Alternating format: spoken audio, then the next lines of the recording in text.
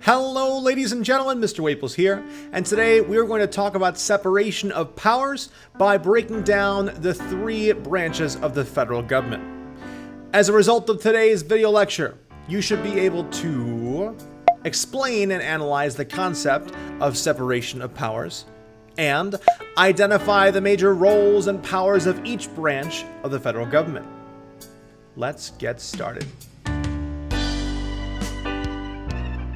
Under the Articles of Confederation, there was only one branch of the federal government, the legislative branch. This branch made the laws, much like it does today, but it was only made up of one house, and it was very difficult to enforce or interpret the constitutionality of any of the laws that it produced. Under the Constitution, the federal government was expanded significantly, but to ensure that limitations were included on the government, these new powers were placed within the roles of two other branches, the executive and the judicial. Each of these branches needed to work together in order to keep the government moving. Let's take a walk through the major roles and responsibilities of each federal branch. First, there's the legislative branch, covered in Article 1 of the Constitution. The role of this branch is to make the laws. As you know from the Great Compromise, Congress is structured into a bicameral system, meaning two houses. There's a House of Representatives and the Senate. The House of Representatives has 435 members in total, and each state's delegation is determined by its population. The Senate has 100 members currently, with 2 members for each state. Each house has different requirements for becoming a member. To be a representative in the House of Representatives, you need to be at least 25 years old, a U.S. citizen for 7 years, and a resident of the state that you are elected from. To be a senator, you need to be at least 30 years old, a U.S. citizen for 9 years, and a resident of the state that you are elected from. Representatives in the House of Representatives are elected for a 2-year term directly by the people. Many call this the most democratic house because they need to be the most responsive to the people, or they get voted out quickly. Senators, on the other hand, are elected for a 6-year term. Originally, they were elected by the state legislatures, but later, thanks to the 17th Amendment, senators started being elected directly by the people and continue to be done so today. Each house has a part to play in making laws, but there are also some special powers that are unique to each. For example, the House of Representatives may choose the president if there is no majority in the Electoral College system. It is also responsible for bringing impeachment charges if the president is involved in wrongdoings. Most importantly, the House of Representatives must start all revenue bills, aka taxes. The Senate has some special powers that complement the House of Representatives. For example, they may choose the vice president if there is no majority in the Electoral College system. They also act as a jury in cases of impeachment, with a 2/3 vote needed to convict a president. The Senate also has some powers that are very unique from the House of Representatives. As the upper house with longer term limits and more stability, they must ratify treaties with foreign nations by a 2/3 vote. They must also approve presidential appointments with a simple majority of 51% or more.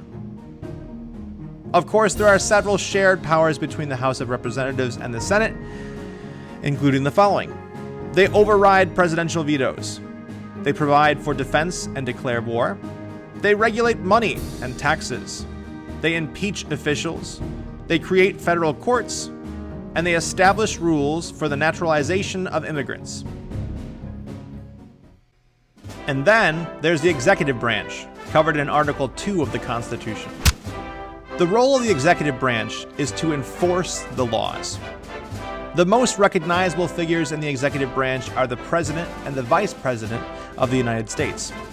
Underneath them are the executive departments that make up the cabinet, like the Department of State, Treasury, and Defense, to name a few. Below them are the independent agencies and government corporations that, although constitutionally under the executive branch, function independently. Examples of these are Amtrak, or the Central Intelligence Agency, CIA, and the Environmental Protection Agency, EPA. The president is in charge of overseeing all of these. To qualify to be President of the United States, you must be at least 35 years old, a natural-born citizen, and you must have been a resident of the United States for 14 years. The president has several roles and powers granted by Article 2 of the Constitution. As chief executive, it is their duty to enforce or put laws into effect. The president acts as administrator to the federal bureaucracy. They issue executive orders which have the effects of laws. They appoint judges, diplomats, and other high-ranking executive officials, and they remove appointed officials within the executive branch. As chief diplomat, it is the president's duty to make treaties with advice and consent of the Senate, and make executive agreements with other leaders without the Senate approval.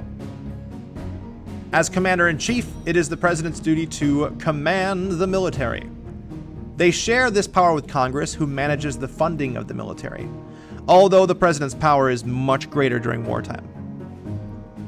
As chief legislator, the president doesn't get to directly engage in writing laws, but they can recommend legislation to Congress, and they can veto bills to potentially prevent them from becoming laws in the future. The president also has some judicial powers, as they can grant reprieves, pardons, or amnesties. However, there is an entire branch of government separate from the president that is responsible for judicial affairs. We call this final branch the judicial branch, covered by Article 3 of the Constitution. The main role of the judicial branch is to interpret the laws. The most visible members of this branch are the justices of the Supreme Court, which the Constitution defines as the highest court in the United States. However, the Constitution also gives Congress the power to establish inferior courts, which currently include the Court of Appeals and the district courts. To become a Supreme Court justice, you must be appointed by the president with the approval of the Senate. After that, you may serve your term for the rest of your life. There are currently 9 Supreme Court justices, although it is Congress's prerogative to expand or restrict that number as they see fit. The most important power of the judicial branch is the right to judicial review. Ironically enough, this was not written specifically into the Constitution, but this power enables the court to declare laws unconstitutional and void if they are not keeping with the Constitution's intent. And there you have it, ladies and gentlemen, separation of powers through the legislative, the executive, and judicial branches. I hope you enjoyed this flip lecture, and I look forward to seeing you next time. Bye-bye!